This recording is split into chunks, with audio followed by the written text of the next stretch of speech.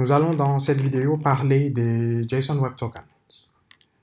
Comme vous savez, pour la plupart des applications web, nous utilisons HTTP, qui est un protocole stateless, ce qui veut dire qu'entre deux requêtes, le serveur ne sait plus qui vous êtes.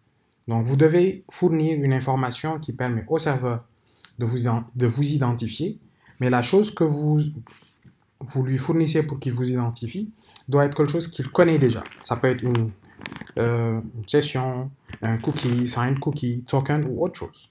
Donc aujourd'hui, nous allons parler des JSON Web Tokens que nous allons utiliser par la suite pour protéger nos différents web services.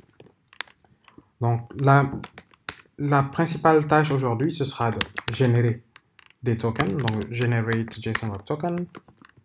Et la deuxième chose, c'est vérifier ces tokens. Donc, je vais créer deux fonctions. Une qui s'appelle generateJWT, elle va me retourner un token string ou une erreur. Donc, pour éviter les problèmes avec mon éditeur, on va juste dire println et on va afficher les deux, token string et puis l'erreur. Et la deuxième, c'est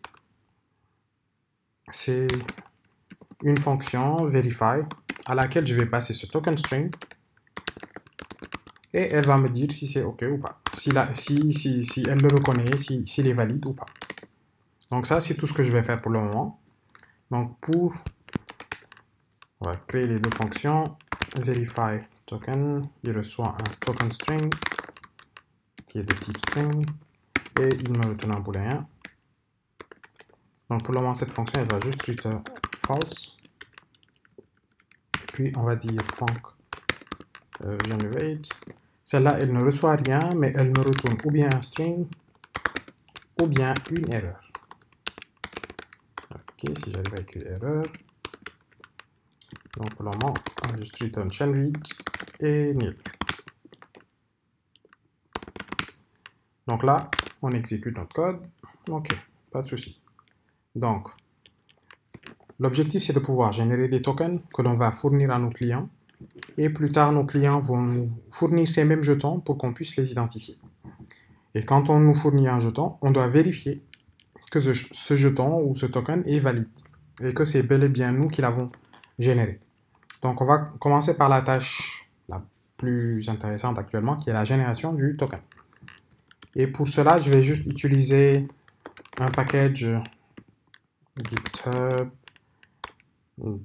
dgjalva /jwtgo. OK. Et je vais commencer à créer des tokens. Donc, je vais générer un nouveau token. Mais en générant un token, on doit donner l'algorithme avec lequel on veut générer ce token. Donc moi, je vais utiliser HMAC, signing method. Donc là, on va voir qu'il y a différents trucs, mais moi, c'est HMAC qui m'intéresse.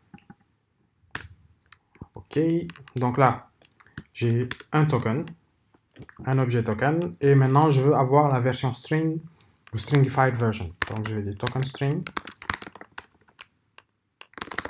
ou erreur, et je vais dire token.signed string. Signed string est une fonction qui va me retourner un string ou une erreur, et le string que je dois lui passer,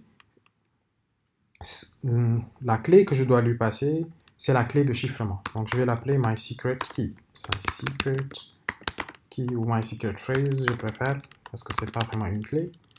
Et je vais juste définir une variable que je vais appeler mySecretPhrase. Ce sera un byte string. Un byte string, oui. Je vais mettre quoi? mySuperSecretPhrase. Évidemment, dans des applications un peu plus sérieuses, on ne va pas créer cette variable ici.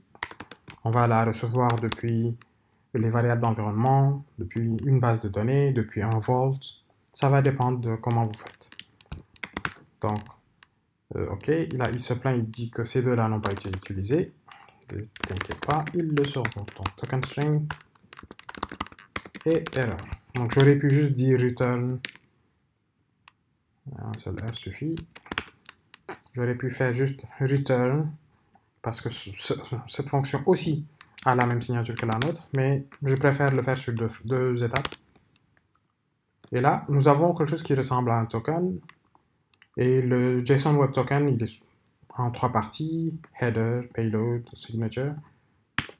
Et puis, ce token, il ne sert à rien parce qu'il ne donne aucune identité à la personne qui le porte. Et pour le faire, pour donner une identité, on va accompagner ce token de certaines informations que nous allons appeler claims. Donc, c'est le jargon. Donc, je vais dire claims.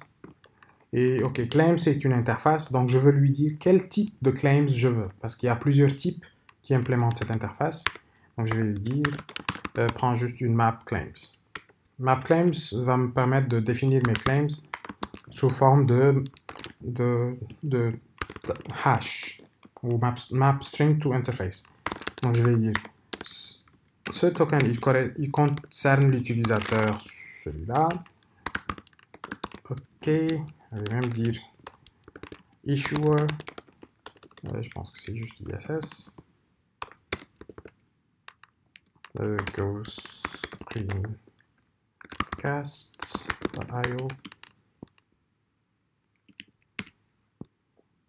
Et puis je vais dire que ce token a une durée de validité, donc expire time.now. Et puis je vais dire add, par exemple 30 minutes. OK, 30 minutes. Et puis je convertis tout ça en Unix time. Je save. OK. Pourquoi lui il se plaint?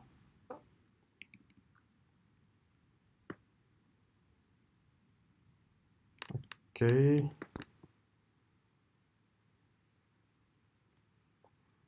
Je sais vraiment pas pourquoi tu te plains, mais je te regarde.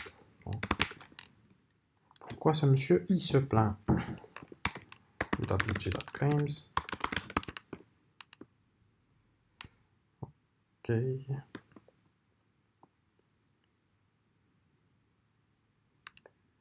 C'est une interface, donc je dois m'assurer juste que j'ai ce bon truc, ma claims. Normalement, il n'y a aucun souci, regarde. OK, revenons ici. Ah non, c'est pas JWT claims, c'est token claims. Parce que je veux récupérer les claims de ce token. Voilà. C'est normal qu'il se plaigne. Mais il y a coup pas. Donc là, on réexécute. Et là, on voit que notre token est devenu un peu plus long parce qu'il contient beaucoup plus d'informations à trimballer. Donc là, nous avons généré un token qui contient ces principales choses. On va même dire, OK, claims authorized, false par exemple. Est-ce que la fonctionnalité à laquelle ce monsieur essaie d'accéder, il y a accès ou pas? Non. Donc là, nous avons généré notre token et la deuxième partie, c'est de vérifier que ce token que nous avons reçu est bon ou pas. Donc pour ça, nous allons juste utiliser les choses suivantes. On va dire the token ou une erreur. Non, je vais commencer juste par appeler la méthode. Pour vérifier qu'un token est valide ou pas, on doit d'abord le parser. Donc pour le parser, on va parser le token qui nous a été passé. Et puis nous allons utiliser une fonction qui s'appelle keyFunction. Donc je vais juste reprendre pour avoir la signature. Donc, il me dit c'est une fonction qui prend un token string qui est de type string. Donc ça, nous l'avons. Ça, c'est notre token string. Et puis, nous devons lui passer une fonction de type keyFunction. KeyFunction, c'est une fonction qui doit retourner la clé avec laquelle ce token pourra être lu. Donc, pour le moment, elle va prendre un pointeur vers json.token, dwt.token, et elle va nous retourner une interface ou une erreur. OK. Donc, la première chose à faire, c'est dire, OK, if quelque chose s'est bien passé, alors on retourne ça. Et ce que nous allons vérifier dans ce if, c'est est-ce que ce token a été signé avec notre clé ou avec le même algorithme que nous avons dit. Donc ici, j'ai un résultat et un booléen qui dit si tout s'est bien passé ou pas. Et puis je vais dire sign method. Déjà, je vais dire avec quelle méthode il a été signé.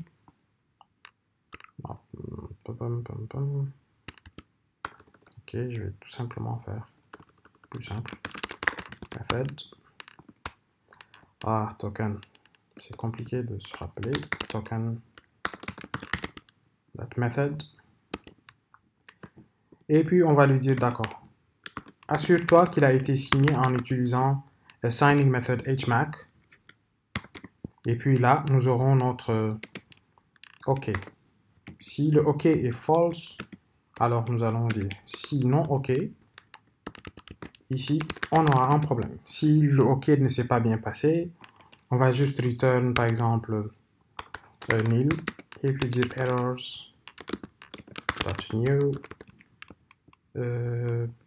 invalid. On va pas essayer de comprendre. Et si on n'a pas d'erreur, si ça a été bel et bien signé avec l'algorithme que nous avons utilisé, nous allons retourner la secret key qu'on avait et celle-là, elle nous permettra de décrypter notre token. Donc ici, nous allons avoir the token. JSON wt.parse ou bien jwt.parse va nous retourner token ou error. Donc on dit d'accord. Si nous avons une erreur, if error is not nil, ça veut dire que on n'a pas pu déchiffrer le token ou une info ou le token a été rejeté pour une raison ou une autre. On va tout simplement dire return false. On va pas essayer de comprendre pourquoi.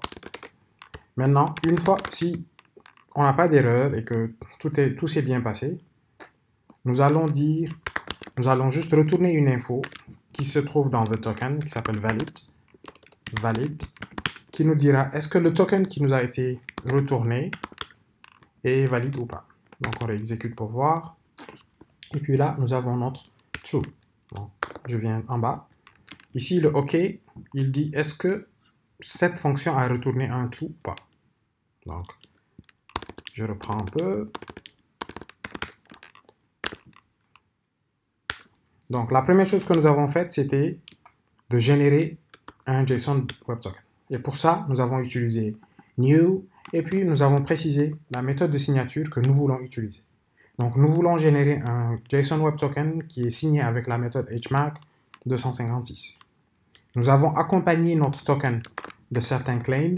Ce sont les informations que nous voulons rajouter à ce token. Donc, à chaque fois que nous avons ce token, nous savons de quel utilisateur il s'agit, qui a généré ce token, qui est le issuer. Est-ce que ce token est toujours valide ou pas? OK. Il a été généré il y a moins de 30 minutes, donc il est toujours valide. Est-ce que l'utilisateur qui est là, ce user ID, est autorisé à faire telle ou telle chose? Nous avons l'info. Puis la deuxième fonction, c'est verify. Donc, quand un utilisateur fait une requête et qu'il nous fournit un token, nous allons pouvoir parser ce token, s'assurer qu'il a été signé avec la bonne méthode. Et si c'est bon, on vérifie si ce token est toujours valide. Donc, ça, c'était tout pour cette vidéo. Dans les prochaines vidéos, nous allons utiliser cette même logique qui est là, qui est la génération et la vérification, pour générer des tokens et les associer aux utilisateurs qui viennent de se loguer à notre système. Et nous allons ainsi les identifier. Donc, d'ici là, si vous avez des questions, n'hésitez pas dans les commentaires et portez-vous bien.